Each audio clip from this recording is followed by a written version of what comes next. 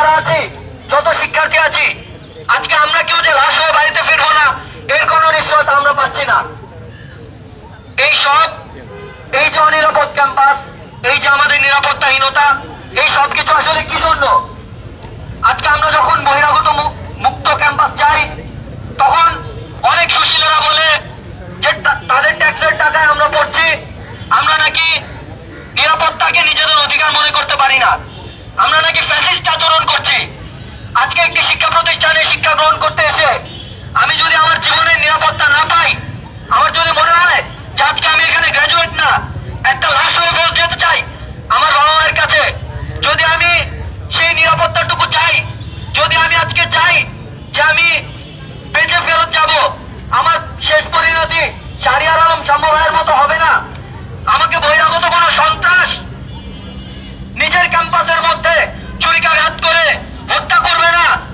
আমার এই বেসিক চাওয়াটা, এটা রাষ্ট্রের কাছে, বিশ্ববিদ্যালয়ের কাছে, সারা দেশের মানুষের কাছে একটা মকারি। তাদের কাছে মনে হয় আমার এই চাওয়াটা খুব হাই চাওয়া, আমি এটা ফ্যাসিস্ট আচরণ করছি।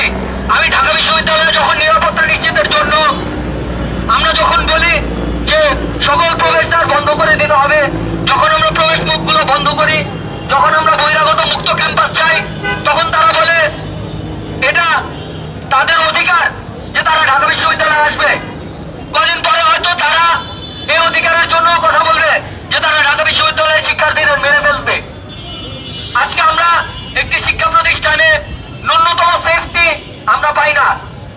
আজকে পড়তে এসে আমাদের ভাইরা মারা যায়, কিন্তু আমরা জানি না যে এই মৃত্যুর বিচার হবে কিনা, এই হত্যার বিচার হবে কিনা।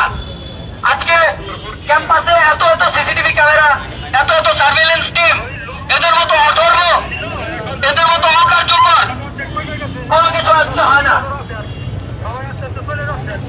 আজকে আমরা বলতে চাই যে শিক্ষা প্রতিষ্ঠানে আমাদেরকে যদি সরকার, আমাদেরকে যদি বিশ্ববিদ্যালয় প্রশাসন, আমাদেরকে যদি রাষ্ট্র চায় যে আমরা শুধুমাত্র পড়াশোনা করি, আমরা আমাদের ক্লাস বাদ দিয়ে রাস্তা